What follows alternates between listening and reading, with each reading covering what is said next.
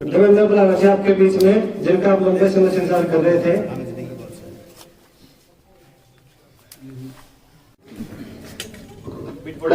बिटमड़ा गांव के मेरे बुजुर्गों, नौजवान साथियों और प्यारे बच्चों, सबको मेरी हाथ जोड़कर नमस्ते, सबको मेरा प्रणाम। देखिए, आप लोगों के सामने वैसे तो हकीकत आ चुकी है सारी कि क्या बीमारी है, कितनी बड़ी है, या षड्यंत्र है, या कुछ और ही खेल है।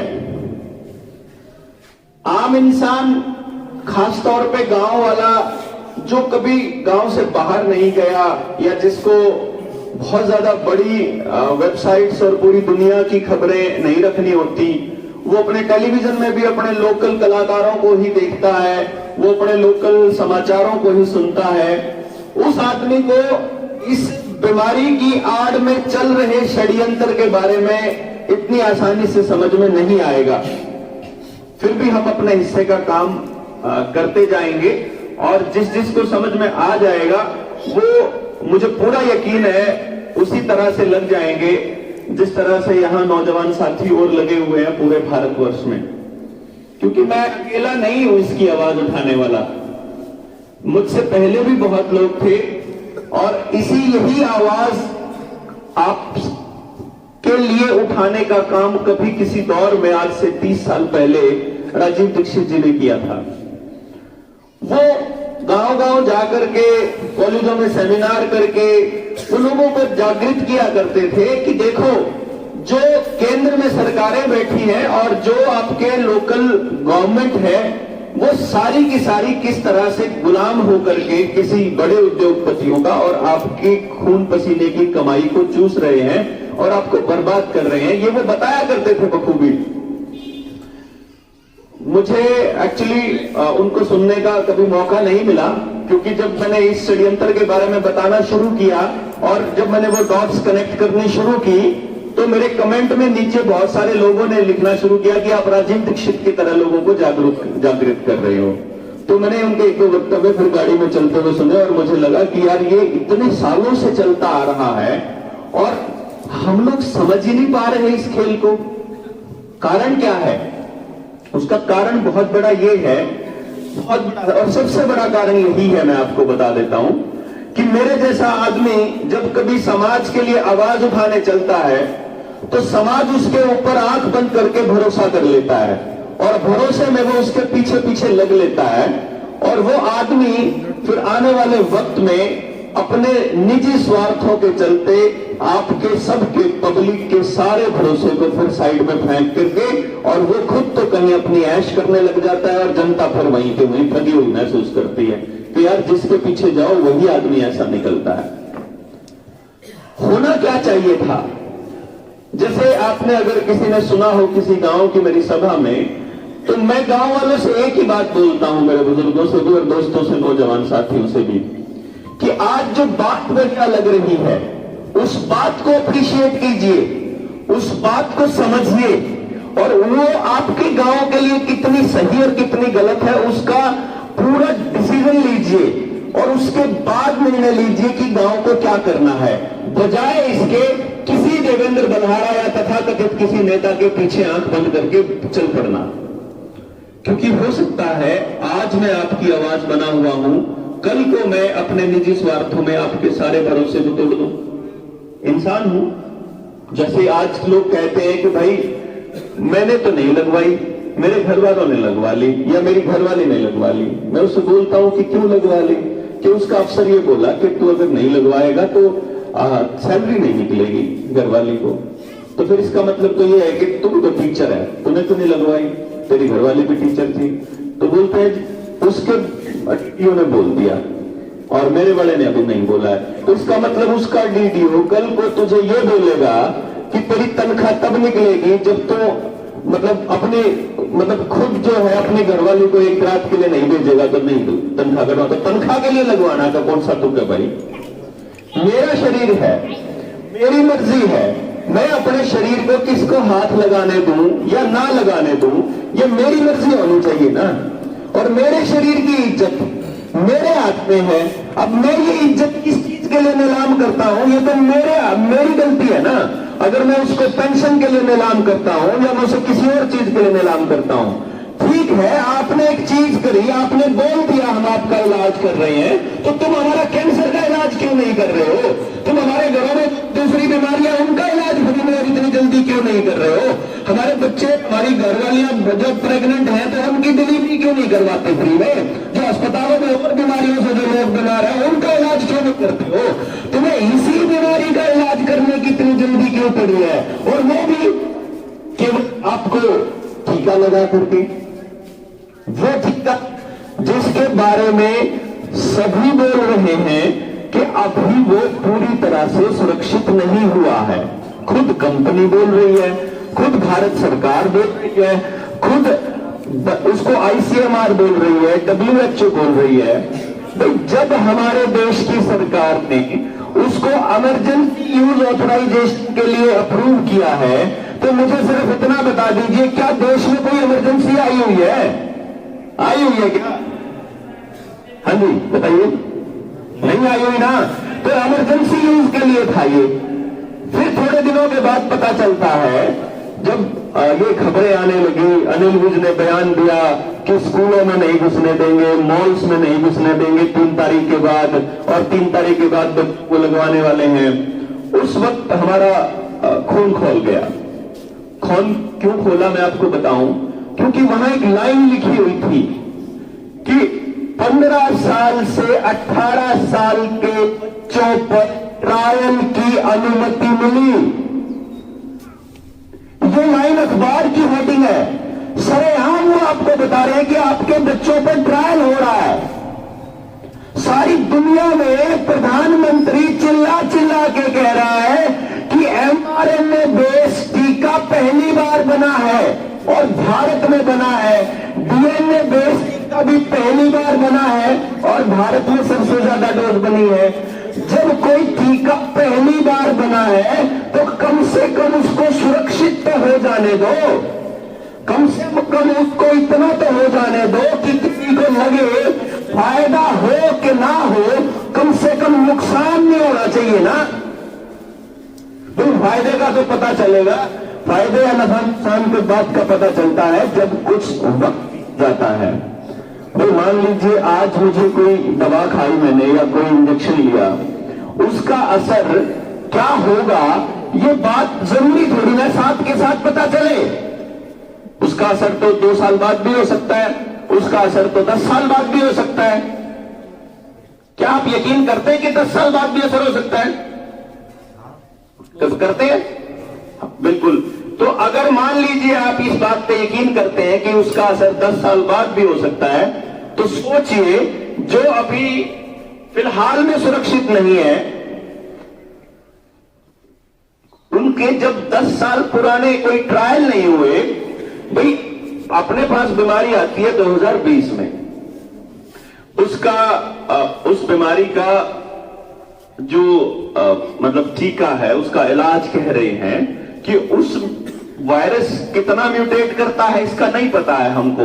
ये कह रही है सरकार कि अगला एक वेरिएंट आ जाएगा, फिर अगला आ जाएगा, म्यूटेशन होती है।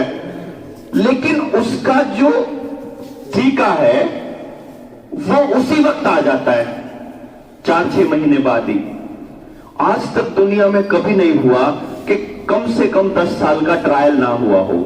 छोटे बच्चों पे क्या असर होता है, बड़े बच्चों पे क्या असर है, उनका बुजुर्गों पे क्या है, प्रेग्नेंट लेडीज पे क्या है, ब्लड प्रेशर के मरीज हैं उन पे क्या है, दिल के मरीज हैं उस पे क्या है, या और कोई बीमारी में अगर लगा दिया जाए तो क्या साइड इफेक्ट हैं।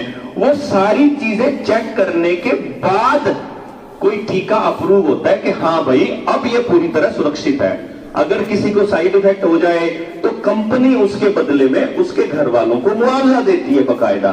जो अपना शरीर देता है ना टेस्टिंग के लिए, कंपनी कहती है कि जैसे गरीबी है कहीं पर, तो बिहार जैसे इलाके में जहां पर पहले ही दिहाड़ी पे मतलब उस पे दाल भात पे जो पूरे दिन की दिहाड़ी कर लेता है फैमिली पूरी, तो वहां जाकर के वो वहां से लोगों को लेके आते हैं, मतलब शरीर मांगते हैं, तुम अपना शरीर दे दो, एक्सपेरिमेंट करेंगे हम इसके ऊपर, अगर ठीक हो गया तो बढ़िया बात है, अगर तेरे को कुछ हो गया तो तेरे घर वालों को इतने लाख रुपए, इतने करोड़ रुपए मिल जाएंगे। तो वो सोचता है कि यार मैं वैसे भी बेरोजगार हूं, काम धंधा कुछ है नहीं, चल मेरे मरने तो मेरे घर वाले, मेरे बालक पढ़ जाएंगे, वो ठीक पढ़ जाएंगे तो कोई बात नहीं, वो अपना दे देता है शरीर गरीब आदमी।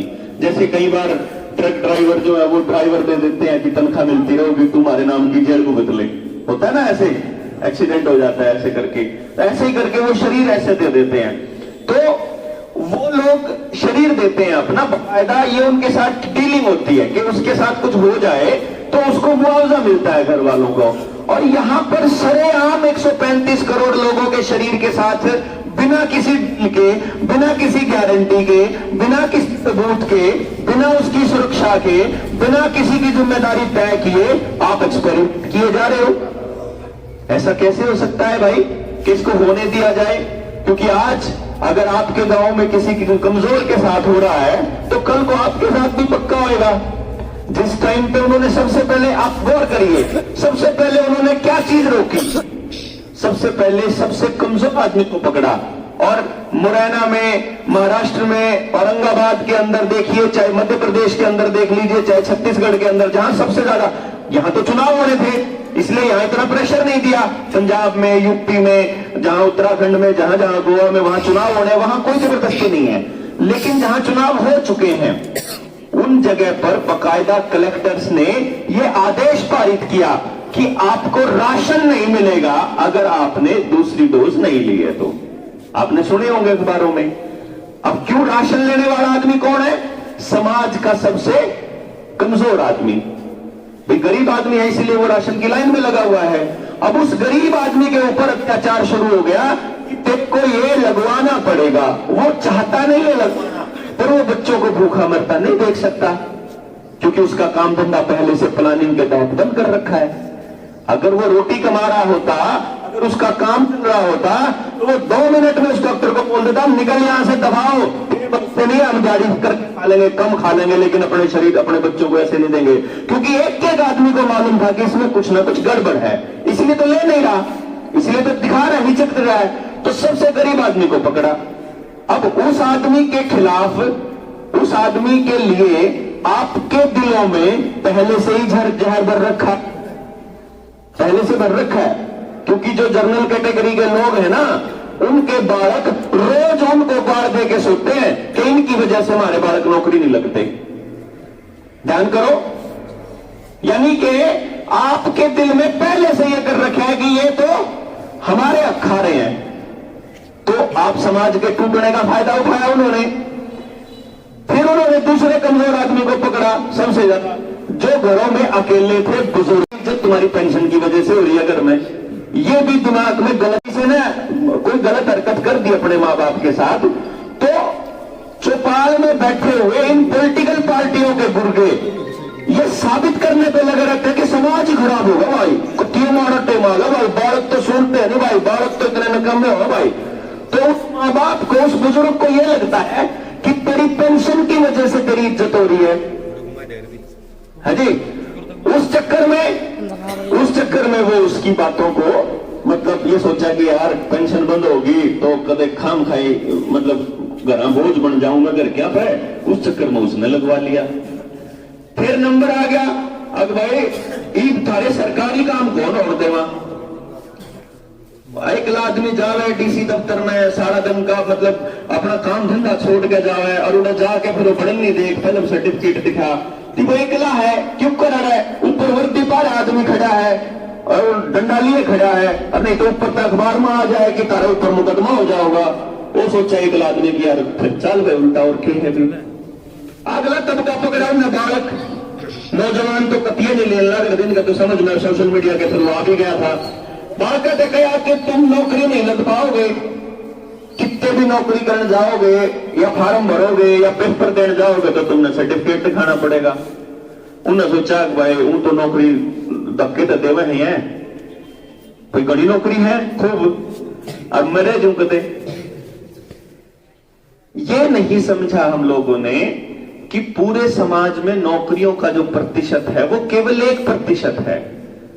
यानी 1% नौकरी के लालच में 99% ने वो लगवा ली। बालका ने।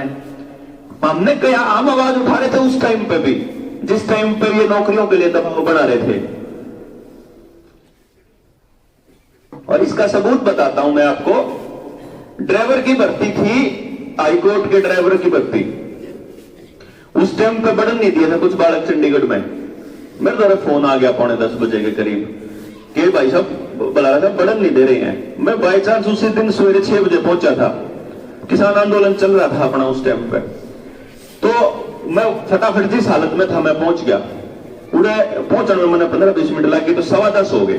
पेपर 10 बजे अंदर शुरू हो लिया था। तो जितने बालक बाहर बैठे थे, जितने भी नौजवान साथी, मैंने उनको बोल दिया भाई हम यहीं बैठेंगे धरने पे, किसी भी हाल में हम या तो पेपर देकर जाएंगे, नहीं तो जो से पितर बड़े हैं उनका पेपर कैंसिल कराओगे। तुम कौन होते हो ये कहने वाले कि तुम सर्टिफिकेट दिखाओ? और ये कौन सी जबरदस्ती है कि पेपर देने के लिए मतलब सर्टिफिकेट दिखाना? या तो तुम गारंटी ले लो कि ये लगवाने के बाद में आपको ना तो मुंह ढकना पड़ेगा, ना आपको सोशल डिस्टेंसिंग करनी पड़ेगी, ना आप में तीसरा वेरिएंट आएगा, ना आपको चौथा लगेगा ना तीसरा लगेगा। भाई 2 लगवा के पिंडा चटा लोगे, इतनी दे दो आप लिख के ना, बात खत्म, हमने कोई टेंशन नहीं है। और तुम यूं भी लिख के दे दो कि सुरक्षित है, किसी बालक का कुछ नहीं होगा, इस बात की गारंटी है। तो अगर आप गारंटी नहीं लेते हो तो मतलब फिर हम नहीं लगवाओगे, फिर नहीं लगवाओगे भाई। हम जब गए वहां, हमने धरना दिया, सड़क के ऊपर बैठे, पुलिस भी आई, हमने बता दिया हम नहीं उठे भाई, और सेंटर पे भी आ गए थे बालक। और फिर हाई कोर्ट के नुमाइंदा एक आया, वो हमारे से एप्लीकेशन लेके गया। उस एप्लीकेशन के बाद में फिर हमने हाई कोर्ट में ही हाई कोर्ट के खिलाफ मुकदमा दर्ज करने का प्लान किया। हम वकील से मिलने जा रहे थे और जब हम रास्ते में थे तो दोपहर का सेशन शुरू हो गया था। दोपहर बाद भी एक पेपर होना था। दोपहर उस जो सवेरे हमने वहां अपने हक की आवाज उठाई, उसका फायदा ये हुआ कि जब दोपहर बाद पेपर था वो हाई कोर्ट वाला है, एक भी जगह पर कोई सर्टिफिकेट चेक नहीं हो रहा था, रोल नंबर चेक हो रहा था, ना कोई मुंह का छिक्का उसका चेक, ना कोई कुछ जरूरत नहीं, सीधे बढ़ो। और उसके बाद हरियाणा पुलिस कांस्टेबल के हुए, सब इंस्पेक्टर के हुए, किसी बालक तक कुछ भी नहीं पूछा ना भाई। लेकिन लोगों ने क्या सोचा कि एक देवेंद्र बलारा हुआ बोलेगा, जितना हुआ फोन आ जावे, ई भाई फोन आवा रास्ते में 20-30 फोन तो नहीं आया। बोला जी आशा वर्कर आई थी और वह धक्का कर रही है जिलान ने, और मैंने को मैं तेरे गांव में आया कि बताऊंगा गे, मैं उस आशा वर्कर में मैं धमकाऊंगा गे, थारा गांव मर लिया गे, थारा अपने लोग कौन समझाए जाने गे। बोला जी कोई सुनता ही नहीं। अरे सुनेगा तो जब ना जब बात समझाओगे उन्हें, सिर्फ इतना कहते क्यों कर समझ में आओगा कि मतलब यह सच्ची है, फ्रॉड है कि गलत है कि सही, इतनी 2 लाइनों में थोड़ा बात समझ में आवे, बात तो पूरी समझनी पड़ेगी ना। इसलिए इस टीके के पीछे के षड्यंत्र को समझना पड़ेगा। अगर यो नहीं समझ में आया फिर अपने नुबे में रह जाओगा। अब भाई सच है झूठ है, जैसे मान लो सरकार के फेवर के लोग या जिनसे इस बीमारी ने बीमारी मानना है, इसने बीमारी मानना है केवल पढ़े लिखे लोग, जिनसे नौकरी लाग रहे हैं, सारा दिन टेलीविजन पर बैठे रहे हैं, केवल वे जो टेलीविजन नहीं देखता समाज में बैठा है उसके समझ में आ रही है, चाहे वो अनपढ़ हो चाहे पढ़ा लिखा हो। लेकिन जो टेलीविजन पे बैठा रहा है और जो अपने आप ने डिग्रीधारी कवा है उसके नहीं आ रहा कत्ती समझ में, वो तो 4 लाइन भी है उसका कुछ नहीं, वो 4 लाइन भी उसने दे रखी है सरकार के नुमाइंदा ने। पहली लाइन भाई ये जो इतने मरे थे ये के था, दूसरी लाइन जिनके मरे उन्हें पूछ कर देखिए, तीसरी लाइन चल मान लिया भारत में न्यू हो रहा है कि पूरी दुनिया में हो रहा है, चौथी लाइन फिर भाई देश का प्रधानमंत्री जो है वो अपने देश के लोग पर मार देगा तो राज क्या करेगा। अरे एक और 5वीं लाइन है, जब कोई और जवाब ना पावे तो बोला बात तो जिन्हें सारी बात गा दो ना, जब पूरी बात एक एक बात का जवाब दे दो लॉजिक के साथ, फिर लोग भाई बात तो तेरी ठीक है पर कुछ न कुछ तो है। इसके अलावा तो नहीं कोई भी लाइन करना पढ़ा लिखा आदमी जो अपना शाना बना है वो आदमी, तो वो जो कुछ न कुछ है वो कुछ न कुछ बना के हमारे बीच में पेश कर दिया। अब समझना है कि ये लोग इतने सारे दूसरी लहर में क्यों कर मरे थे, पहली कौन मरे थे, पहली में कोई नहीं मरा। कारण मैं आपको बताता हूं, 2019 तक हमारे देश में, मैं 16 की रिपोर्ट बता रहा हूं या 2016 की रिपोर्ट है, हमारे देश में लगभग 20 लाख आदमी हार्ट अटैक से मरता है, लगभग 20 लाख बच्चे 3 बीमारियों से मरते हैं, कुपोषण की वजह से, इलाज ना मिलने की वजह से और दस्त लगने की वजह से। आपको जान के हैरानी होगी कि 2020 के लॉकडाउन के बाद ना तो एक भी बालक कुपोषण से मरा, ना एक भी बालक जो है इलाज ना मिलने से मरा, अब ना एक भी आदमी हार्ट अटैक से मरा। सारे के सारे इस बीमारी से मरे। एक्सीडेंट पे भी मरे हैं ना, उनके भी ने दिखाया कि बोला इसके इस बीमारी से मरे। फिर दूसरी कहानी आईसीएमआर का, आप लोग जो है जितने भी बड़े नौजवान बालक यहां खड़े हैं ना, ये सारे के सारे बच्चों के लिए लाइन बोल रहा हूं, आपके मोबाइल में रिकॉर्डेड है। U07.1 और U07.2 ये 2 बिंदु थे जो आईसीएमआर ने अपने डायरेक्शंस दे रखे थे, जिसके अंदर कॉज ऑफ डेथ का पॉइंट था। कॉज ऑफ डेथ डॉक्टरों को इंस्ट्रक्शन दे रखी थी कि अगर आपके पास अस्पताल में कोई मरीज आता है तो आपने, अगर वो मर जाता है तो उसके मरने का कारण कैसे लिखना है। उसके अंदर अगर इन दोनों कारणों को डिटेल में पढ़ लोगे, क्योंकि आप इस पर ज्यादा टाइम वेस्ट नहीं करांगे, जब ट्रेनिंग होगी ना आपकी यूथ की तो एक एक चीज डिटेल में समझाऊंगा, लेकिन ये मोटा मोटा ये बता दूं कि इन दोनों बिंदुओं का मतलब यह है कि अस्पताल में कोई मरो वो इससे तो मरा। आई बात समझ में? इन दोनों का निचोड़ ये निकला है। ये मैंने इसलिए बताया ताकि आप लोग जाके सर्च कर सको कॉज ऑफ डेथ।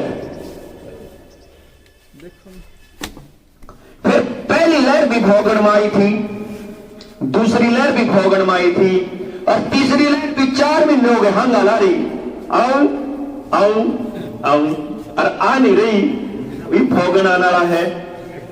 तीसरी लहर भी भौगण में आओगी। 1 महीने के बाद आपका बुखार होगा। सुशील आज आया नहीं, खटखट टोल कमेटी की मीटिंग है, कल प्रेस कॉन्फ्रेंस है, इसलिए वो वहां पे लगा, तो मेरी ड्यूटी लगी थी आपके बीच आने की। तो वो सुशील बड़ा बताता होता है, बड़ा, सबको आपने देखी भी होंगी उसकी वीडियोस। 248 तरह के बुखार बताया आयुर्वेद के अंदर, और जो इस भौगण में जो बुखार हुआ है इसके वही लक्षण है जो इस बीमारी के बता रही सरकार। और सरकार ने यह बेरा है कि ईब एंटीबायोटिक काम नहीं करती मार पे। याद हो अगर कदे जिसने अपने बालक का इलाज कराया हो बचपन में, जो ये हमारे जिस उम्र के बालक हैं, पहले जो एंटीबायोटिक वो 100 mg की होया करती, फिर 125, फिर 150, फिर 200, फिर 300, 250, फिर 300, आजकल 625 mg की एंटीबायोटिक आती है। 625 mg से कम काम नहीं चलता, और सही बताऊं 625 भी काम करना बंद कर चुकी है। एंटीबायोटिक जिस शरीर पर लगे वो काम करना बंद कर दिया। मान लो आपके ऊपर एंटीबायोटिक काम करना बंद कर चुकी है, आपका बुखार में आपने सही एहतियात नहीं करता। जैसे अब भौगण वाले बुखार की खासियत बताऊं मैं आपने, अगर आप सादा पानी पीते रहे, मतलब इसमें आयुर्वेदा क्या बताता है कि आपने अगर पानी पीना है तो उबाल के और ठंडा करके पीना है। पका हुआ पानी बोलते हैं उसको। अगर आप पका हुआ पानी नहीं पियोगे तो पूरे चांस है आपका बुखार टाइफाइड में बदल जाएगा। अगर बुखार टाइफाइड में बदल जाए और आपको आईसीयू में भर्ती कर दी जाए, आईसीयू एसी में भर्ती कर दिया जाए, तो आपका ऑक्सीजन सैचुरेशन इतना डाउन हो जाएगा कि आपके फेफड़े भी खराब हो सकते हैं, आप मर सकते हैं। तो आपको जो आईसीएमआर ने डायरेक्शंस दी थी जिस टाइम पे दूसरी लहर आई थी, वो डायरेक्शंस नहीं देखी आपने, क्योंकि हम लोगों को इतना स्टडी करने की आदत नहीं है। बंगाल के चुनाव चल रहे थे, 27 अप्रैल को बंगाल के चुनाव बंद होने थे, चुनाव प्रचार। उससे पहले आईसीएमआर ने हर सरकारी और बड़े प्राइवेट अस्पताल को एक चिट्ठी लिखी थी। उस चिट्ठी के अंदर साफ निर्देश थे कि किसी भी मरीज का इलाज होम्योपैथी, आयुर्वेदा या प्राकृतिक चिकित्सा नेचुरोपैथी से नहीं करना है। जो भी मरीज आएगा पहले उसका टेस्ट होगा और फिर उसका ये इलाज होगा, जिसमें वो रेमडेसिविर इंजेक्शन के लिए मारामारी मची थी, वो रेमडेसिविर इंजेक्शन भी अभी ट्रायल पे था, वो भी सुरक्षित नहीं था। और जो स्टीरॉइड और जो दिए गए उसके बाद बहुत सारे लोग ऐसे थे जो भले चंगे गए थे। या तो आप सरकारी अस्पताल में चले गए या फिर आप किसी बड़े प्राइवेट अस्पताल में गिर गए, सवेरे तक आदमी पाया नहीं अपना। जिसने देसी इलाज कर लिया, घर में रह लिया, गांव वाले डॉक्टर चेक करवा लिया, आयुर्वेद चला गया, या फिर याद हो तो डॉक्टर विश्वरूप राय चौधरी, किसी ने नाम सुना? डॉक्टर BRC सुना भाई किसी ने? नौजवान साथियों, इंटरनेट के ऊपर बहुत है। डॉक्टर विश्वरूप राय चौधरी ने अपने अस्पताल के अंदर सरकार के 60,000, 1 2 3 4 60 नहीं, 60,000 मरीजों का इलाज किया। ना तो एक भी मरीज ने मास्क पहना, ना सोशल डिस्टेंसिंग हुई, ना किसी को दवाई दी, केवल डाइट कंट्रोल करके और अस्पताल में 3 दिन रखने के बाद 100% सुरक्षा के साथ कर भेजा, एक भी डेथ नहीं हुई। ऐसा कैसे हो सकता है भाई कि एक आदमी 60,000 लोगों का 100% इलाज करके घर भेजा है, और भारत सरकार की और अपने स्टेट की सरकार के अस्पतालों में लोग मरने लग रहे हैं। आयुष मंत्रालय ने उस आदमी को सर्टिफिकेट दिया, Limca book of world record में उस आदमी का नाम दर्ज होया। तो प्रधानमंत्री का फर्ज यह होना चाहिए था ना कि भाई ये जो WHO की रिस्ट्रिक्शन है ये तो बकवास है, और इस आदमी का इलाज पक्का है इस बीमारी में, होना चाहिए था ना। उल्टा होया कि भारत सरकार की ICMR की गाइडलाइन ना मानने के लिए उसके ऊपर गैर जमानती FIR और वारंट जारी कर दिए। कमाल हो गया भाई, आदमी ठीक करने के लिए उस आदमी के ऊपर मुकदमा दर्ज। मैं तो आपने देखा ही था, मैं लोगों ने समझाने की कोशिश कर रहा था कि अपनी IPC में, CRPC में कितने भी मुंह ना ढकड़ का कोई चलान नहीं है, कानूनन जुर्म नहीं है, मारी के धक्का हो रहा है। सारी दुनिया में इतनी रिसर्च है जो ये बताती है कि अगर आपने पूरी तरह से ऑक्सीजन लेनी, हवा लेनी और कार्बन डाइऑक्साइड बाहर ना छोड़ी और वह कार्बन डाइऑक्साइड तो आपके लंग्स को नुकसान हो जाएगा, यहां तक कि लंग्स कैंसर तक का भी खतरा है। तो इसका मतलब जो आदमी हमारा मुंह ढकने के लिए जबरदस्ती कर रहा है वो हमारे को हत्या के लिए मजबूर कर रहा है, उसके ऊपर हत्या का मुकदमा दर्ज होना चाहिए। दूसरी बात, जब भारत सरकार ये कहती है और जब वो उस टीके को बनाने वाली कंपनी कहती है कि भाई ये टीका लेने से पहले तुम्हारे को पता होना चाहिए कि किस किस ने लेना है और किस किस ने नहीं लेना है और इसके क्या साइड इफेक्ट हैं, तो वे साइड इफेक्ट डॉक्टर ने बताने चाहिए मारते ही।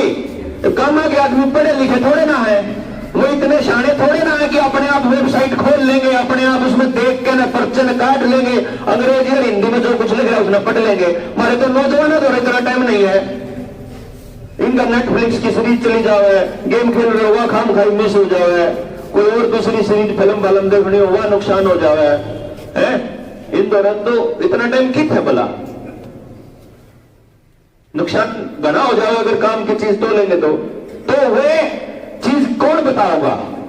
ना डॉक्टर बता रहा, ना प्रधानमंत्री तो ना ठेका ले रहा हो, ना वो बता रहा, ना कोई मुख्यमंत्री बता रहा, ना कोई विपक्ष का नेता बता रहा, ना कोई गांव के PHC मार वो बता रहा, ना गांव का सरपंच बता रहा। कमाल की बात तो यार, उनकी सरपंच का जो डंडा हुआ है कि तमिल लगो फटाफट सारे गांव में करवाओ उसका नाश गांव का। जिसने बेरा वो किल की मार मार छिक लिया, ये तो चलो परमात्मा ने इसी मेर राखी, ईब आप लोगों का समर्थन मिलने लग गया, गांव गांव में बेरा लाग गया, कल की मार रहे थे छोरे पंचारे के। नहीं तो मैं अपने सच्चाई बताऊं, झूठ नहीं बोलता, कभी सांझ का टाइम है, उधर में भी नहीं बोलता हूं तो मैं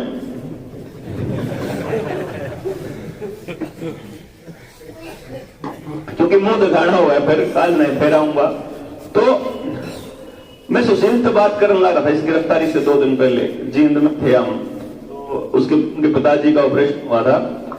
हम बैठे, मैं बोला यार सुशील, कहने लगा, बोला यार मतलब समझ रहे यार लोग ना, बेरा नहीं मतलब पागल हो हैं। अनु कह रहे हैं बोला पुलिस रुक जाएगी। हमने कह लिया पुलिस खातर लवाने की जरूरत नहीं है, तो तभी मानते हो ना सुरक्षित है, ठीक है तो लवाओ, पेंशन खातर मत लवाओ, पेंशन का इलाज आ जाओगा। तारी पेंशन नहीं मिलेगी, तनख्वाह नहीं मिलेगी, पर जमा है, कटवा लेंगे जिस दिन इलाज होगा इस कहानी का, इकट्ठी कटवा लेंगे, 3 दिन 3 महीने की 6 महीने इकट्ठी कटवा लेंगे। बालक पेपर नहीं दे पाओगे।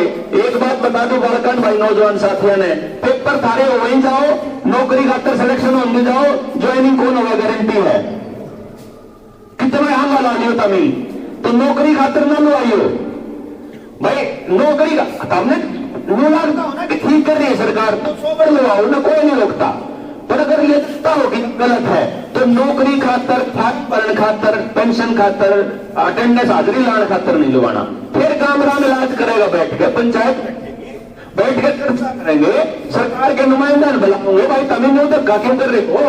जो कर किसान आंदोलन में बेड़ा लग गया और नरेंद्र मोदी ने 1 साल बाद से माफी मांगी कि मैं गलत था, तभी ठीक थे, न्यू आकर इनका भी मांग लेगा। जिनसे मुकदमे हुए हुए भी उल्टे ले लेंगे, दूसरे सस्पेंड करे हुए भी ठीक हो जाओगे, ये सारी बात मान लेगा वो।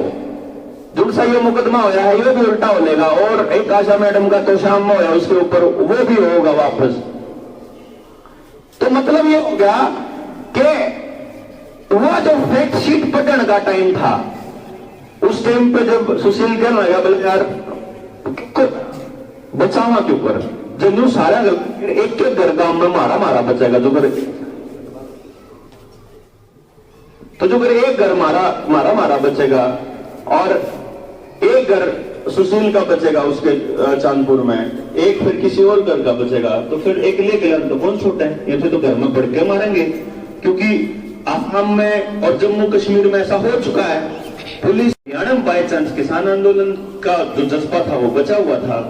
तो अच्छा एक बात बताओ, जल्दी तो नहीं ना आप लोगों को जाने की, आमा कदम मैं खाम खाई बोली जाऊं लंबा। हाँ तो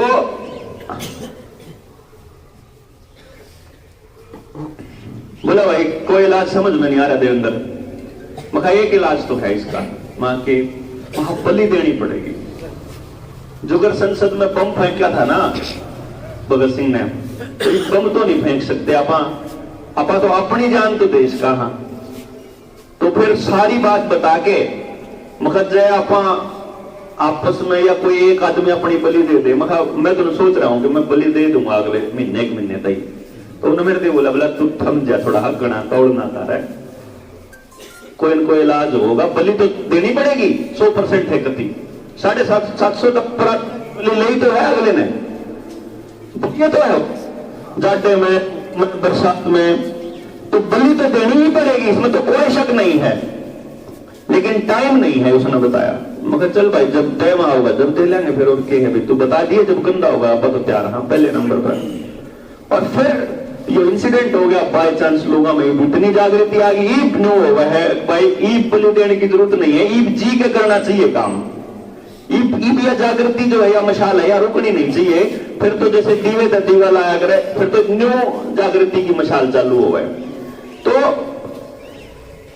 असल बात यह थी, जो सिर्फ सवाल था हमारा वो ये था भाई जय मेरे को डॉक्टर टीका लाना होगा, तो उस फैक्ट शीट में ये लिख रहा है कि पहले नू देख लो किस किस ने यो नहीं लगवाना, तो उसमें नू लग रहा है कि भाई डॉक्टर तक बताना चाहिए पहले कि तारे कोई एलर्जी तो नहीं, थारे कदे बुखार तो नहीं होया हो, कदे कौन सी दवाई चल रही हो, कोई क्रोनिकल डिजीज हो, कोई और बीमारी हो, तो मैंने एक बार बताई हो जिसने लगवाया है उसकी डॉक्टर ने बुझ जाएगी सारी बात, नहीं पूछी ना, एक तो पूछी थी, हाँ पूछी होगी दादा, लेकिन ज्यादातर लोगों से नहीं पूछी।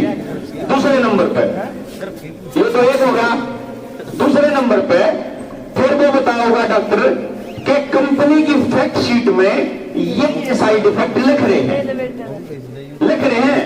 मैं नहीं बना रहा, ना मैं बना रहा, ना बनाई बात कह रहा। जितने नौजवान साथी हैं, जिस कंपनी का टीका है उस कंपनी की वेबसाइट पर जाओ, उसकी वेबसाइट पर जाके उस टीके के ऊपर क्लिक करो और उस पर फैक्ट शीट है उस पर क्लिक करो। और जब उसमें क्लिक करोगे उसमें साइड इफेक्ट की लिस्ट है। क्या साइड इफेक्ट है वो बताऊं। वही साइड इफेक्ट भारत सरकार की वेबसाइट पर है। वो क्या है भाई? फारा खुजली हो सके हैं, शरीर पर दाने पड़ सके हैं, जोड़ा में दर्द रह सके हैं, मसल्स में पेन हो सके है, मांसपेशियों में आपको सिर में दर्द रह सके है, 5-4 दिन तगड़ा बुखार हो सके है, आपकी आंखों की रोशनी पर असर पड़ सके है, आपके क्लोटिंग हो सके हैं।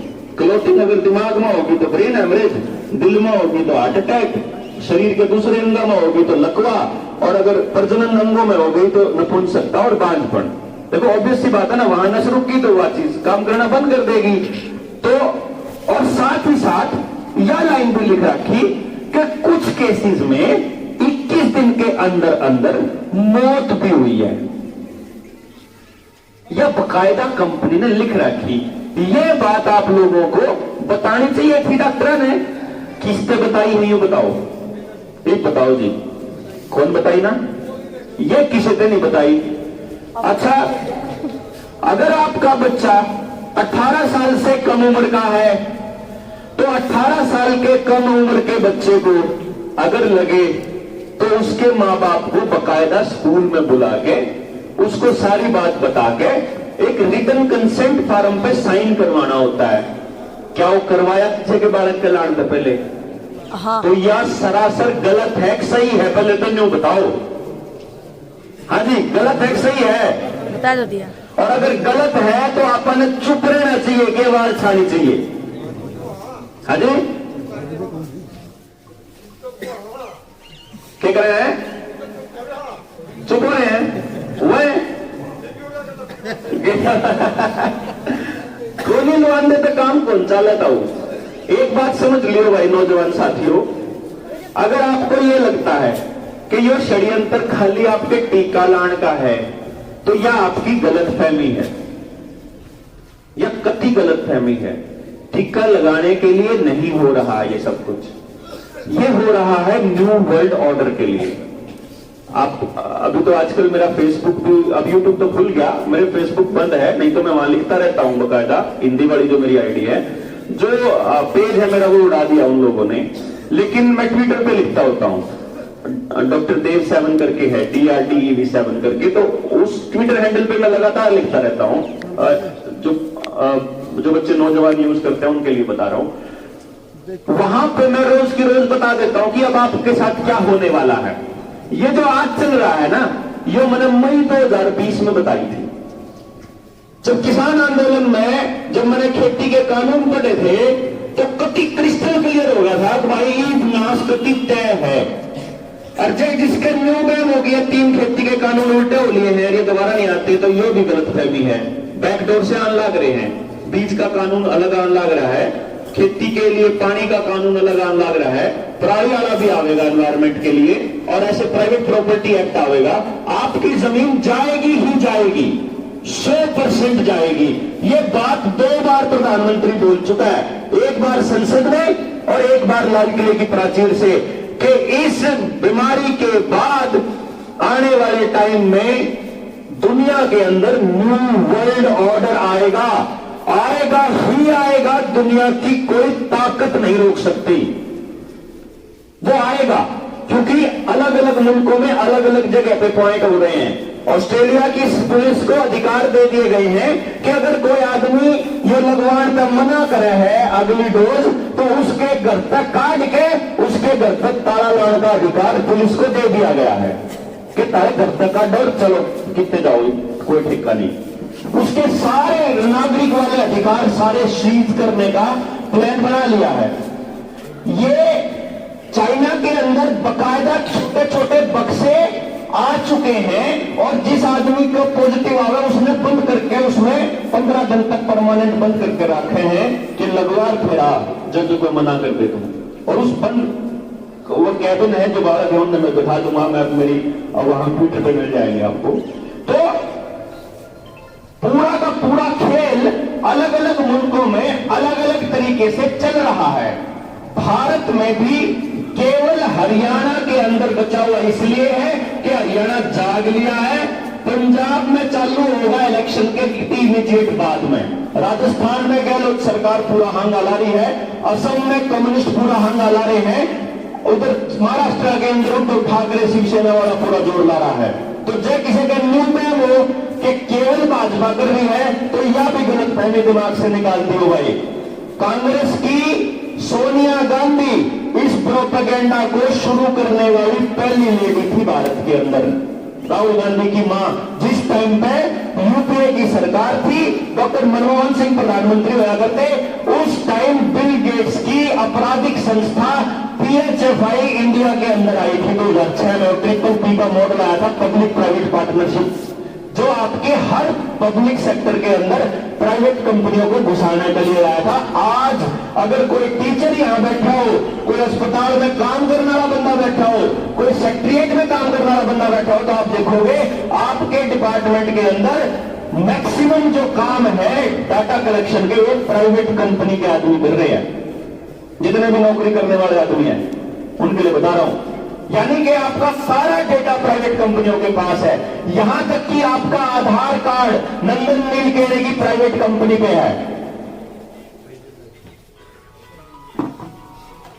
अब आप ये देखिए, UHID प्राइवेट कंपनी की, आपका आधार कार्ड प्राइवेट कंपनी के पास, आपका लाइसेंस प्राइवेट कंपनी बना रही है, आपका पासपोर्ट प्राइवेट कंपनी बना रही है, आपका बिजली का सारा डेटा प्राइवेट कंपनी के पास है, गैस कनेक्शंस प्राइवेट के पास जाने वाले हैं, भेल, हेल, SAIL, LIC, BPCL, HPCL, Lal Qila, roadways, railway, Air India, सब कुछ प्राइवेटाइज किया जा रहा है, प्राइवेटाइज किया जा रहा है। आपका पैसा लगा हुआ है इन सारे संस्थानों में। आने वाले वक्त में सेक्रेटरिएट भी प्राइवेट कंपनी को मिलेगा, इसकी भी पूरी गारंटी है, अगर इस पूरे षड्यंत्र को नहीं समझा तो कि न्यू वर्ल्ड ऑर्डर क्या है। न्यू वर्ल्ड ऑर्डर मोटे तौर पे बता देता हूं, पूरी डिटेल में समझने के लिए 5-6 घंटे का वक्त चाहिए होता है, और खाली टाइम और कॉपी पेन और एक एक चीज नोट कर ले, फिर दूसरा सवाल और पूछ ले। ये नौजवान बच्चों के लिए बोल रहा हूं। न्यू वर्ल्ड ऑर्डर ये है, पूरी दुनिया के अंदर कोई बॉर्डर नहीं होगा, पूरी दुनिया पे एक ही शासन होगा। जैसे अगर आप कुछ साल पहले की बात करो, आजादी से पहले जमींदारी प्रथा होती थी, गांव में एक आदमी के पास सारी जमीन होती थी, वही किसी को पैसा दे सकता था, वही काम कर सकता था, वही सरकार से बात करने वाला आदमी था, और बाकी सारे लोग उसके गुलाम हुआ करते थे, खेती काम करा करते, उसमें खाने का दाने मिल जाया करते। यो काम आने वाले टाइम में हो रहा है कि आपके लोकल लेवल पे एक चौधरी बिठा दिया जाएगा, उसी के पास सब कुछ होगा। अगर इस बात पर शक हो तो पिछले 7 सालों के अंदर मिडिल क्लास खत्म होता जा रहा ना हो तो बताओ।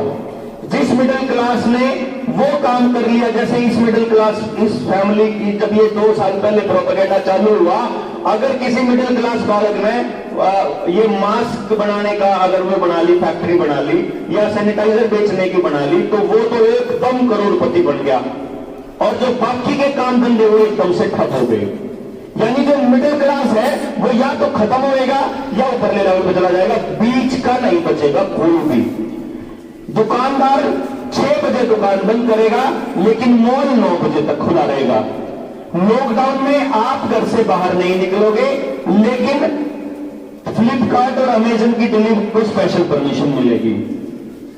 केवल और केवल प्राइवेट जो काम चल रहे हैं और बड़ी कंपनी के काम चल रहे हैं, वो आज तक एक दिन भी बंद नहीं हुए, और हमारे काम पिछले 2 साल से परमानेंट बंदी के कगार पर है। गाड़ियां या तो इलेक्ट्रिसिटी की आ गई है, बिजली की, या फिर गाड़ियां भारत 6 की आ गई है, B6 वाली।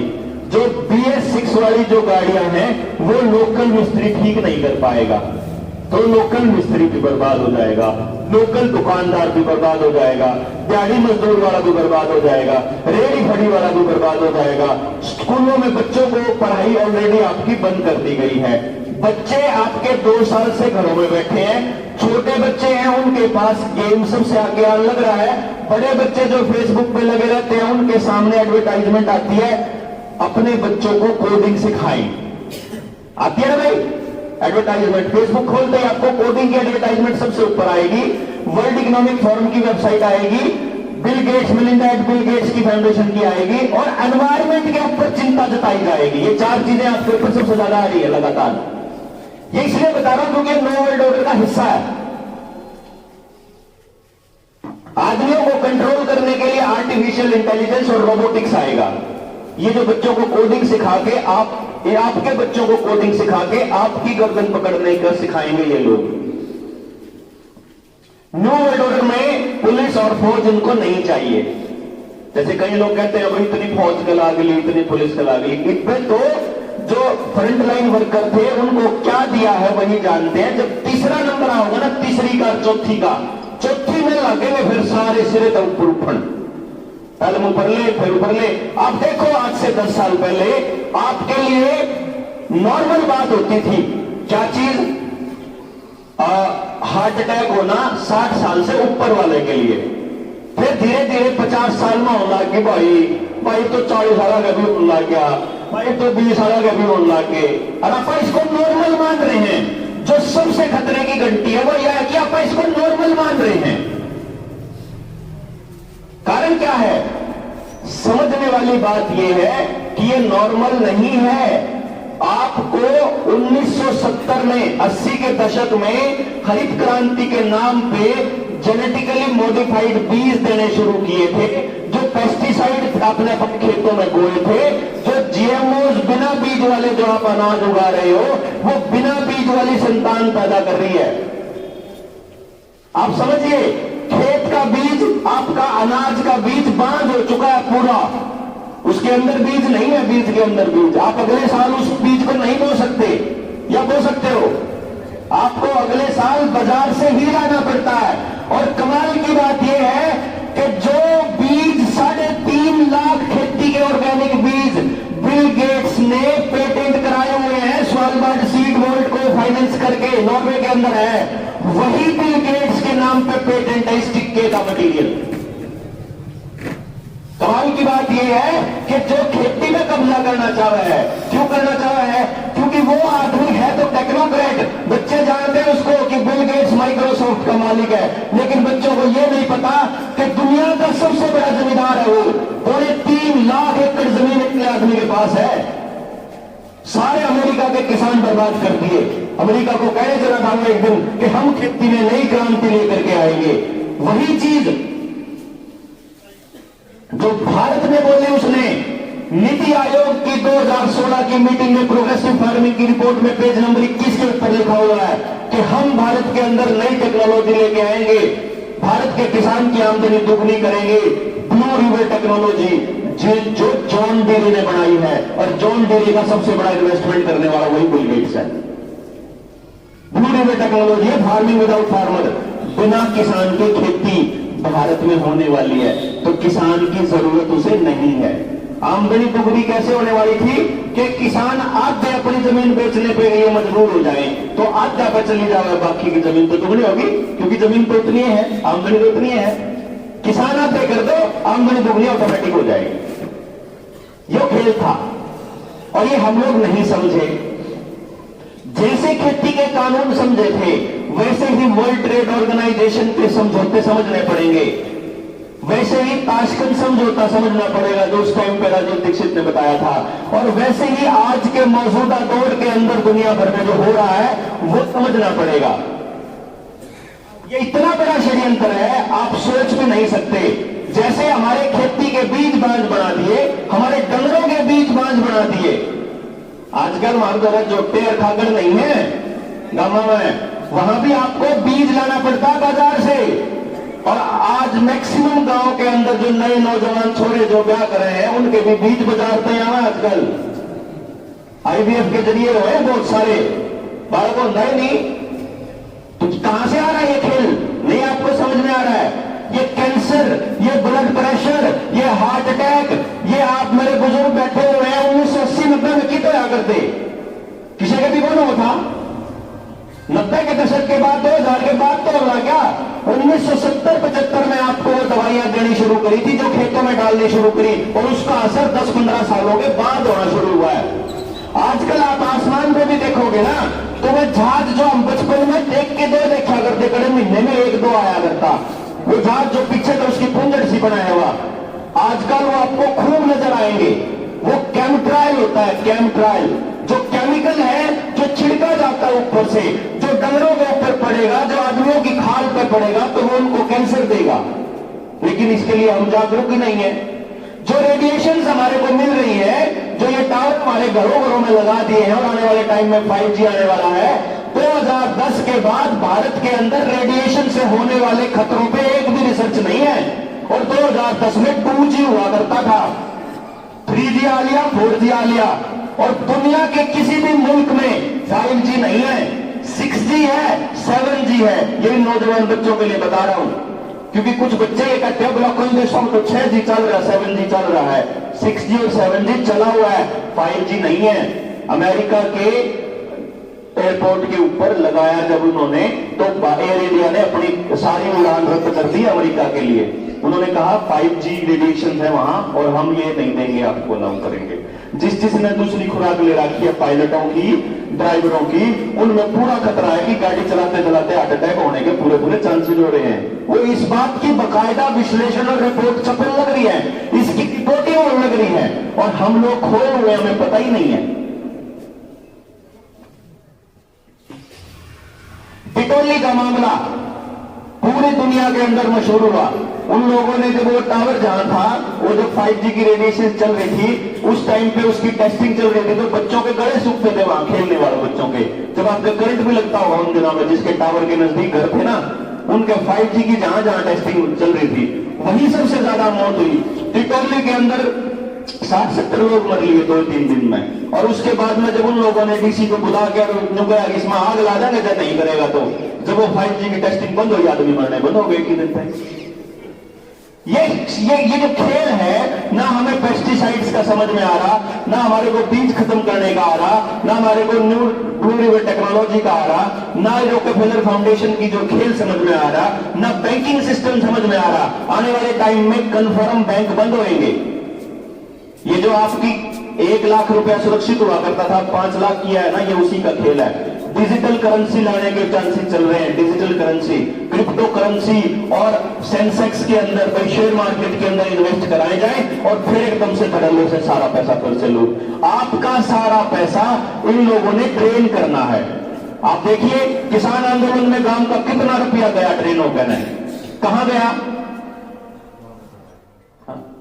कहां गया आपका पैसा किसान आंदोलन में? आपने उन्हीं कंपनियों की कोको कोला खरीदी, उन्हीं कंपनियों का पानी खरीदा, उन्हीं कंपनियों के रिफाइंड जलेबियां खाई, उन्हीं कंपनियों को दिया आपने जो कंपनियां ये किसानों के बिल लेकर के आई थी। हमें पता ही नहीं चला कि हम उन्हीं को मजबूत कर रहे थे रोज के रोज, और गांव के गांव खाली होने लग रहे थे। फिर आपके बच्चों की पढ़ाई के नाम पे, ऑनलाइन एजुकेशन के नाम पे सारा पैसा बड़ी बड़ी कंपनियों को जाने लग रहा है। यहां तक कि जो आप गांव के अंदर अपने बच्चों को पढ़ा रहे थे, सरकारी स्कूलों को इमेज खराब करके प्राइवेट स्कूलों की इमेज खड़ी करके और प्राइवेट स्कूलों में बच्चों को पढ़ाया। आपने बताया आपके गांव की जनसंख्या 15,000 है, यही बताया था। 4,000 की जनसंख्या वाला गांव, मैंने ये रिसर्च जो करी थी 2016-18 में, 4,000 जिस गांव की जनसंख्या है उस गांव में से 53 लाख रुपया 5-6 स्कूल के मालिकों की जेब में जाता है हर महीने। यानी साल का होगा 6 करोड़, 4,000 का 6 करोड़ तो आपका 15,000 होगा, 4 गुना हो गया 24 करोड़ रुपया इस गांव में तय प्राइवेट स्कूल में जा रहा है आए साल 24 करोड़ रुपया, और 5 साल में 120 करोड़ हो गया। यानी कि 5 साल में सबका गांव अपने बड़का की पढ़ाई पे 120 करोड़ रुपया खर्च करता है। और मैंने न्यू बता दो पिछले 5 साल में इस गांव में तक कितने बड़का रोजगार मिला 120 करोड़ खर्च करके। हाँ जी, 2, 4 गणित 10 उस ताकत तो नहीं ना। यानी आपका सारा पैसा कहां गया? उन्हीं मालिकों के घर। वह बड़न लाग रहे हैं, आपा बर्बाद होने लाग रहे। बर्बाद कैसे होने लाग रहे कि जब मैं आ रही हूं भाई, इनका बालक जब इकट्ठा पढ़ता हो और बराबर नंबर आते हो और न देखा दोनों भाइयों का कंपटीशन है और दोनों ने पेपर पास कर दिया और सीट एक है, तो मैं दुआ करूंगा रात में कि क्यों ना इसका छोरे में टांग टूट जा रात में मेरा लाग जाए। नहीं करोगे क्या पान? भाई समाज में कंपटीशन ने दिया क्या है कि मेरे बालक आगे जाना चाहिए, दूसरे का जब बाहर में जाओ। या जो कल्चर है ये आपके दिमाग को दी गई है बकायदा, बड़ी समझदारी से पूरी प्लानिंग के तहत 50 साल लगाए उन लोगों ने समाज को बर्बाद करने में। 50 साल थोड़े नहीं होते हैं और हम सोचते हैं बस अगले साल की। हम जो हमारी लड़ाई किस बात पर है? बोला हम गुंजन दोस्तों पार्ट में अब क्या था, अगुन ने 5 नंबर में तो वोट कौन दी थी।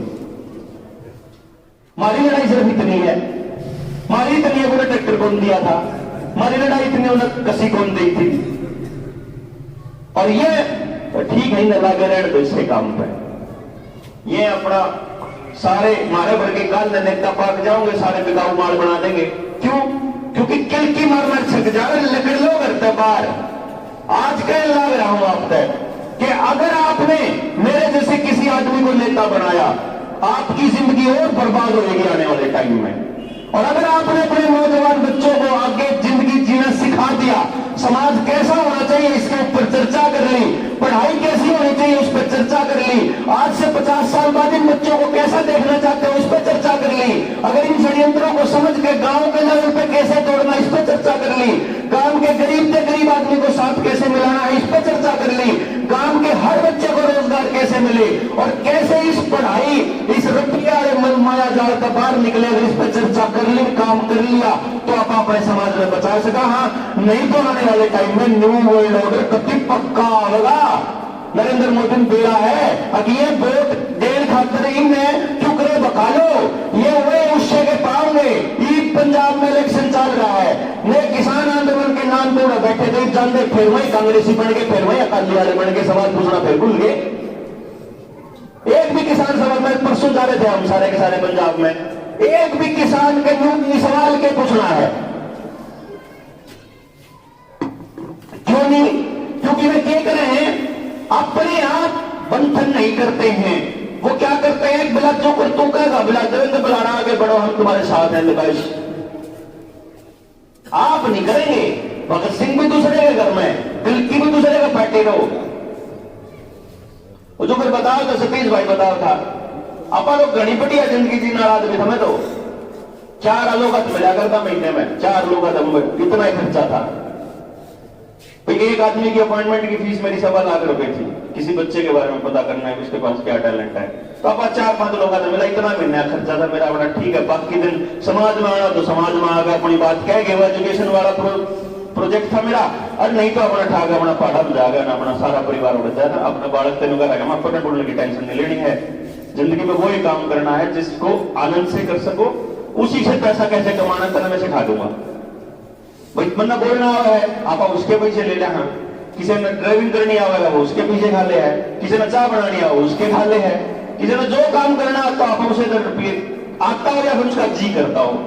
हमने आज के टाइम पर यह हालत होगी है कि आप ये समझिए कि घर जाए 3 तारीख तो 4 तारीख के बाद लग रहा था असली घर नहीं डाल दिया, इन घर लोग तरह तो तलाक सा दे दिया। मैं उस दिन को तुमने बताई मैं करूंगे, मेरी गलत तो समस्या यह होगी कि जब घर बैठूंगा तो सरकार रगड़ देगी, कल ने मेरे घर में अफीम कर के नहीं है और लोग बढ़ूंगा तो फिर तमें तो रहना पड़ेगा मेरे बिना। तो पापा तो होली है समाज के जी मरण चाले थे तो फिर जी के कारण में क्या समस्या है, तो जी लो भाई जो कुछ जी वही समाज के होली है। लेकिन समाज के भी तभी तक हैं जब तक समाज अपने आप तैयार होता है। जब समाज में सोचेगा कि देवेंद्र करेगा तो फिर आप अपने हो जाओगे, फिर बेच जाओगे आपने, कभी पक्की बात। तो रास्ता सिर्फ एक है कि अपन एक ऐसा एजुकेशन सिस्टम तैयार करें जिसके अंदर उसको खेती के साथ कैसे जोड़े, गांव में जरूरत की चीजें कैसे बने, गांव के हर बच्चे को रोजगार कैसे मिले, इस पूरे षड्यंत्र को समझ अगले 100 साल का खाता कैसे तैयार करें। समाज बताएगा, गांव बताएगा कि मेरे गांव में पुलिस आएगी कि नहीं आएगी, गांव बताएगा कि हमने ब्याह शादी पे कितने रुपये खर्च करने हैं। बेचारे एक गरीब आदमी जिसका नहीं ब्याह तो होता, वो बेचारा उस अमीर आदमी ने देखकर अपनी कट तो डाले हैं, सारी उम्र उसके उस चक्कर में अपना गलत काम करने पड़े हैं।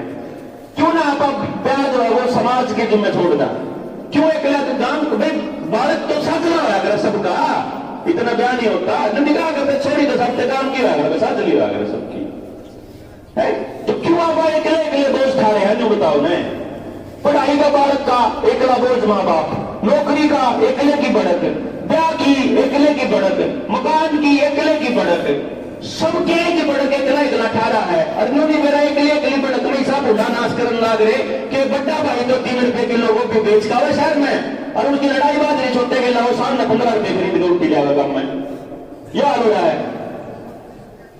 यह सच्चाई बता रहा हूं मैं, गांव के अंदर बैठ के मैंने इसके ऊपर सर्च करा है पूरा का पूरा। अगर गांव बैठ के चर्चा करने को तैयार हो, अगर आप अपने गांव का यूथ मेरे को दे दो, हम लोग उसको आयुर्वेदा भी सिखा देंगे, हम उसे स्वस्थ रहना भी सिखा देंगे, कोई बीमार होएगा उसका इलाज करना भी सिखा देंगे, कोई उद्योगों कैसे चलेंगे उस पर भी चर्चा हो जाएगी, समाज के अंदर चरित्र निर्माण पर भी बात हो जाएगी। कल को आने वाले टाइम में इन पीढ़ियों के लिए ऐसा रास्ता भी तैयार हो जाएगा कि एक सुखमय समाज बना सके। और सबसे बड़ी बात, इन षड्यंत्रों से पीछा छूट जाएगा, खेती में जहर खान का पैंडा छूट जाएगा, पढ़ाई में जहर उगलने का पैंडा छूट जाएगा। समाज के लिए जरूरी चीजें हम वो जलाएंगे ना आप, भाई मेरे अपने बच्चे को बड़ा होकर के मुझे क्या करना है उस बच्चे का, ये बताओ आप। ये बच्चे हैं, इन घर में रख सको आप 18 साल तक, 18 के बाद तो इनको घर से बाहर निकालना ही पड़ेगा ना आपको। वो इसका मतलब वो समाज के हो जाएंगे 18 के बाद, सीधी सी बात है। तो 18 से पहले भी समाज तय करे ना कि इसको क्या तैयार करना है। और क्यों एक भी बच्चा बचे भाई, जो गांव का सबसे गरीब आदमी है उसका बच्चा क्यों बचे भाई, उसका बच्चा भी तुम्हारा है। काल में वो नशा करेगा, या काल में वो गुंडागर्दी करेगा, या काल में उसके हाथ में बंदूक होगी, तो वो मेरे बालक के तो लागेगी। तो जब पड़ोसी के बालक पर जो कुछ होगा तो मिलेगा, लाडू ले रहा था लाडू, बंदूक ले रहा था गोली। तो याद समझने की बात है कि एक भी बच्चा जब तक गलत रास्ते पे है तब तक समाज गलत रास्ते पे है। और समाज का एक भी आदमी अगर घर में बैठा हुआ है तो वही समाज का असली कसूरवार आदमी है। समाज का कौन वो आदमी है जो समाज के लिए घर से नहीं निकलता। यह नाश अपने समाज का केवल उन लोगों ने किया जो लोग ये मानते थे कि ये कर लेंगे, जिन्हें यूं सोचा। शरीफ आदमी ने नाश करा समाज का, शरीफ आदमी ने, क्योंकि उसने बोलना छोड़ दिया, क्योंकि उसने पूछना सोच दिया, क्योंकि उसने हिसाब लेना छोड़ दिया। जो आदमी यहां से बना के भेजा, चाहे सरपंच बना के भेजाओ, चाहे कोई और बना के भेजाओ, उसने उस पर पूछना छोड़ दिया, जब समाज का नाश हो गया। अब सारा कसूर अपने बालक का। ये एक बात बताओ, चपरासी की सबसे बड़ी भर्ती निकली थी, 18,000 भर्ती थी, 22 लाख फार्म भरे गए।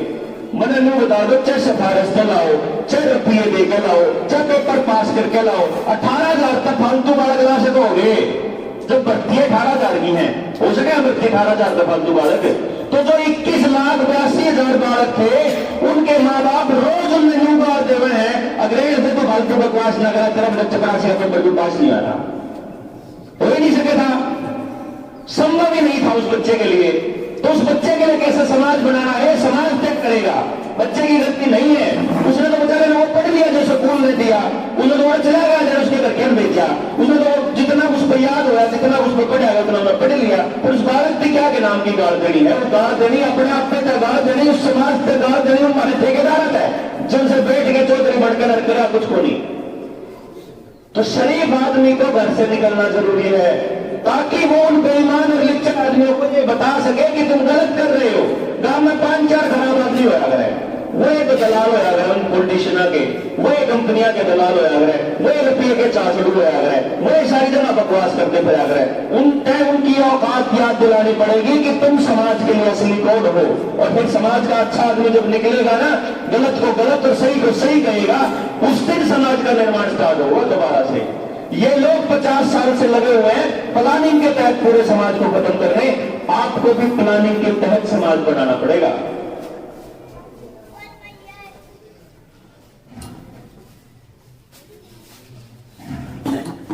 ये रहेगी दो बात, हालांकि बात बड़ी है। पहले नंबर पर ये कि आपको साइड इफेक्ट की जानकारी अगर नहीं दी है तो आप लोगों ने सबसे पहले उनका हिसाब लेना है। और दूसरी बात रहेगी आपके बालकों का भविष्य। जो स्कूल और कॉलेज बंद हैं और ये सर्टिफिकेट दिखाने के उनका ड्रामा चल रहा है कि दिखाओगे तो स्कूल में पढ़ने जाएंगे और नहीं तो स्कूल बंद रखेंगे। स्कूल बंद रखना प्योर प्रोपेगेंडा है। जो बालक 2020 में 8वीं में था वो 2024 तक 12वीं में पास कर लेगा और वो बालक 18 का पार कर चुका होगा, वो इस देश का वोटर बन चुका होगा। ऐसा आदमी, ऐसा बच्चा जो ना स्कूल में गया, अक्सर पढ़ा और इंटरनेट का चासरू, वो बालक को इंटरनेट के थ्रू गंदे परोसा गया है, वो बालक कभी भी अच्छा नागरिक, अच्छा वो हो सकता, वो दंगेबाज हो सके, वो रेपिस्ट हो सकता है। क्योंकि ये बच्चे बैठे हैं 5 मिनट यूट्यूब चला लो, 5 मिनट फेसबुक चला लो, उनमें सारा दे रहा है कि कौन चलाना लग रहा है। 2 मिनट में आपके पास अश्लील वीडियो आ जाएगी, 2 मिनट में आप बच नहीं सकते। कितना ध्यान में डालो, क्योंकि जब आप मोबाइल में एंटर करते हो तो अपनी डेट ऑफ बर्थ एंटर करते हो साथ में। इंटरनेट को मालूम है कि कितनी साल का बालक है वो और इसको कौन से टाइप की चीजें पसंद है। तो जो वर्ल्ड ऑर्डर के आने वाले टाइम के टास्क वाले गेम, वही वीडियो गेम आएंगे, वही वीडियोस आएंगी, वही सारा मटीरियल आएगा। तो आपके बच्चों को घरों में रख के प्रोपेगेंडा के तहत बर्बाद किया जा रहा है। यह बात समझनी पड़ेगी आप लोगों को। और गांव में दो सबसे बड़ी ताकत है जो अभी तक बची हुई है, जिनको आपने बचाना है। पहली ग्राम सभा और दूसरी स्कूल मैनेजमेंट कमेटी। इस गांव ने इस बात पर जोर लगाना चाहिए कि भाई प्राइवेट स्कूलों में जो बालक पढ़ा हुए हैं वो मास्टर मारे बालक हैं, मार द्वारा पढ़े लिखे बालकों की कमी नहीं है। तो सरकारी स्कूल में पढ़ाने के लिए अपाउन बच्चा ने ट्रेनिंग दे सका अपने लेवल पर आपा दे देंगे। अपने पास वो टेक्नोलॉजी है जिससे हम 3 साल की उम्र से लेके किसी भी बच्चे का टैलेंट बता सकते हैं। हम आपको ये बता सकते हैं कि ये बच्चा साइंटिस्ट बनने के लिए पैदा हुआ, ये बच्चा जो नेता बनना पैदा हो रहा है, ये बालक जो है वो रिसर्च करेगा, ये बच्चा आर्टिस्ट है, ये बच्चा टीचर बढ़िया बनेगा, ये बच्चा मैनेजर बढ़िया बनेगा, ये सेल्स के लिए बढ़िया जाएगा, ये बिजनेस बढ़िया करेगा। अगर हमें हर बच्चे का टैलेंट पता है तो उसके ऊपर काम कर सकते हैं। आप समाज बैठ के निर्णय ले लेगा, बजाय इसके कि साल का 100 करोड़ रुपया, साल का 24 करोड़ रुपया वेस्ट करो। उस 24 करोड़ रुपया में जितनी स्कूल में फीस देगा अगर उतनी अपने गांव के बालक के स्कूल के लिए लगाना शुरू कर दो। क्योंकि कितने बार रुपया लगाने की जरूरत को नहीं, सरकार के भरोसे बैठने की जरूरत को नहीं। और स्कूल मैनेजमेंट कमेटी के पास ये ताकत है कि वो कोई भी निर्णय ले ले तो स्कूल का मास्टर, डीओ, एजुकेशन मिनिस्टर और यहां तक कि प्राइम मिनिस्टर भी उस बात को वापस नहीं कर सकता, क्योंकि वो स्कूल मैनेजमेंट कमेटी है। तो आप गांव में वो ताकत बची है। आज के टाइम पे क्योंकि सरकारी स्कूल के अंदर केवल गरीब लोगों के बच्चे हैं, आपका बड़ा गांव है, यहां दूसरे भी बच्चे भी होंगे गरीबों के अलावा। तो स्कूल मैनेजमेंट कमेटी देखो कौन कौन उसके अंदर, वहां गांव के सामाजिक बढ़िया आदमी, ईमानदार आदमी को बिठाओ सबसे पहले। वहां वो बैठेगा जिसका बच्चा पढ़ता होगा, ये कंडीशन है उसके अंदर, उसका बच्चा उस स्कूल में पढ़ता होना चाहिए। तो अगर कितने और पढ़ाए तो अपने बालक ना उड़े पढ़ा लेगा, वो कोई दिक्कत नहीं है, क्योंकि जब सारा गांव मिलकर जोड़ रहा होगा तो उसके बाद स्कूल मैनेजमेंट कमेटी अपना प्रस्ताव पास करेगी कि हम स्कूल खोलने का निर्णय ले रहे हैं, कोई नहीं रोक सकता आपको। उसके बाद ग्राम सभा निर्णय ले लेगी। गांव के अंदर एक चीज चालू कर दो, अगर मेरी सलाह मानो तो ये प्रस्ताव है आप लोगों के बीच मेरा, आप लोग गांव के अंदर अनाउंसमेंट कर दो कि ग्राम सभा की मीटिंग होगी सेकंड सैटरडे को पक्का, दूसरा शनिवार ले लो, तीसरा ले लो, चौथा ले लो। ग्राम सभा में संडे का ले लो, कोई भी दूसरा संडे या तीसरा संडे या चौथा, पहला कोई सा भी रख लो। महीने में एक मीटिंग 100% होनी है, सबके गांव में उड़े बैठना है। जिसने जो प्रस्ताव देना हो लिखित में दो, कोई भी उड़े बकवास नहीं करेगा बोल के, क्योंकि बोलेंगे तो वो होगा, इतना गांव बता इकट्ठा होगा। तो अपनी रिटर्न दो, पहले से दे दो, अगले महीने में ये प्रस्ताव देने हैं, उस प्रस्ताव की लिस्ट तैयार कर लो कि ये गांव के काम है। उनसे भी भाई अगले महीने में के मीटिंग के एजेंडा होगा, पहले दिन देने शुरू कर दो, 30 दिन तक चलेंगे वे, और उस दिन तय कर लो कि गांव का और कौन सा काम है और कौन सी चीज है। तो ग्राम सभा जो कह देगी सरकार उसको मना नहीं कर सकती किसी भी हालत में। और स्कूल मैनेजमेंट कमेटी डिसाइड करेगी कि स्कूल कैसे चलेगा। ये बकायदा कानूनन है, आपके पास ये ताकत है। तो अपने गांव के स्कूल खुलवाने की जिम्मेदारी गांव की है, जब बालका की जिंदगी बचानी हो तो। अब आपने ये देखना है कि आपने लठ लेकर बैठना है बाहर, आपने डीओ तो जाकर एप्लीकेशन देनी है, आपने सरकारी खुलवाना है, अगर आपने प्राइवेट खुलवाना है, या गांव की मीटिंग तय करके गांव करेगा। यो काम हमारा नहीं है। अपना काम है आपको इस बात के लिए जागृत करना कि आपके साथ सरासर धोखा हो रहा है, षड्यंत्र हो रहा है बहुत बड़ा। इसको समझ लीजिए, इसको समझ के अपने बच्चों को इसकी ट्रेनिंग दे दीजिए। आपके पास बहुत बढ़िया जगह है ये। अभी छुट्टी लेऊंगा मैं 2-4 दिन की, उस 2-4 दिन की में मैं आपको वो सारा मटेरियल एक पेन ड्राइव में डाल के दे दूंगा। एक लेडीज के लिए जगह बना दो, एक जेंट्स के लिए, कि कोई भी बालक आओ पूरे उसने बैठ के सारी चीज समझ के जाओ। सारी बातें समझ में आने के बाद आपको वो टैलेंट कैसे निकालना है वो भी दे दूंगा आपको ट्रेनिंग, आपको वो तैयार कैसे करने हैं बच्चे वो भी दे दूंगा। बस एक मेरे मतलब न्यू मत कहियो कि आप करोगे यो काम, मैं बता सकूं काम के ऊपर होगा, आप कर नहीं सकते, क्योंकि इस काम में करने लगा तो सारी जिंदगी आड़े गड़ जाएगी, किसी और करने लगा तो गड़ जाएगी। मैं आपके बच्चों को समझा सकता हूं कि आप अपने बच्चे दोगे, मान लो 150-200 बच्चों ने अपना नाम लिखवाया, उन बच्चों की ट्रेनिंग शुरू कर देंगे। ट्रेनिंग पूरी करते करते उसमें तो 10 रह गए, तो वह 10 बच्चे कति जेन्युइन बालक होंगे। तो मैं बालक जो है मैं उन्हें समझाता जाऊंगा, मैं बताते जाऊंगे। वो अपनी अपनी गली में बताओ, चाहे अपने मोहल्ला वाइज बताओ, चाहे गांव में इकट्ठा करके बताओ, वो उनका काम, वो आप लोगों का काम, वो अपना काम नहीं। अपने पास तो जो तजुर्बा है, जो बात रहा, जो अमेरिका के लोग अपने बालका लेकर मार दो रहे हैं, जो ऑस्ट्रेलिया कनाडा से बच्चे आते हैं, उसका फायदा गांव उठा लो। मतलब मैं तो आपको हाथ जोड़ के कह रहा हूं कि मेरा फायदा उठा लो। यह सारी चीजें पर गिर जाती है, क्योंकि सरकार अपने घड़े बनते रख नहीं सकती जिंदा, तो थोड़े दिन के हाँ जो कति क्लियर है, या तो आप जेल में जाओगे परमानेंट, मेरी गाड़ी में अभी मुखूम पड़ के नहीं, या कितने घर में कुछ हिस्सा करके न करेंगे ये काम, क्योंकि आप सारे की जड़ को जल लाग रहे हैं। आप आपने जो भी बताने लग रहे हैं कि भूपेंद्र सिंह हुड्डा उतना ही कसूरवार है जितना खट्टर है, चौटाला उतना ही कसूरवार है जितना Yadav family, Surjala family, Badanlal family, Bansilal, एक भी आदमी आपके लिए आवाज उठाने के लिए नहीं आ रहा है। आम आदमी पार्टी उसकी गेल लाग रही है, राहुल गांधी की गेल, वो सेम भाषा बोल रहे हैं, तो ये तो सारा घर दुश्मनी ले ली। मतलब मैं तो सारे बोल रहा हूं कि सारे मिलकर आपको बर्बाद कर रहे हैं, और आपको बचाने का काम केवल आप लोग कर सकते हो। कितने लोग अगर नो डाउट हो जाए, सारे अगर बताओ तो हम खींच जाओगे। आप जब करने लगोगे तो आपको अपने बीच से नेता अपने आप मिल जाएंगे। बोला कि आप बात देखा, कोई आओगा और बचाओगा, कोई नहीं आवे, ना किसी ने ठेका ले रखा गांव का, ना किसी ने ठेका ले रखा आपके बालका का। एक ही लाइन है, गांव अपने बच्चों को बचाएगा, वो अपने स्कूल खुद खोलेगा, सरकार को गांव बताएगा क्या करना है, डीसी नहीं बताएगा कि तुम बढ़ सको नहीं बढ़ सको। अपनी कमेटी बनाओ और उन्हें कह दो, मान लो कमेटी बना दो जो विकास से सरने का आइडिया, अपने किसान आंदोलन है, सतीश भाई बेटा है और पूरा है, अपनी कमेटी बना दो किसान सरकार के नाम की, कि जब भी सामूहिक काम हो, कोई बैंक में ना बढ़न दे, कोई बालक ने पेपर ना देने दे, कोई बालक ने फार्म ना भर दे, कोई डीसी दफ्तर में ना बढ़न दे, कोई खाम खाई मास्क का दौरान काटता हो, कोई खाम खाई पुलिस वाला तंग करता हो, तो पहुंच जाओ उठ के। तुम्हें नहीं पता लगेगा कि यार ये तो कौन मानते भाई, अपने आप भाज लेके समझ में आ जाओगा। वही तो जी आ तो रही थी 1 साल में, 1 साल में मुख्यमंत्री अपनी भाषण नहीं कर पाया था। तो यही तो आप लोगों के बीच प्रस्ताव रखने के लिए आए हैं, और मुझे उम्मीद है कि यहां से हम कुछ अगला स्टेप जो है वो बढ़ाएंगे। और अगले स्टेप के बाद मतलब मेरा सुझाव ये है कि आपके पास इतना बड़ा गांव है, तो इस गांव में तो आप ऐसा कर सकते हो कि आसपास के 10 गांव की एक बड़ी मीटिंग भी रख सकते हो।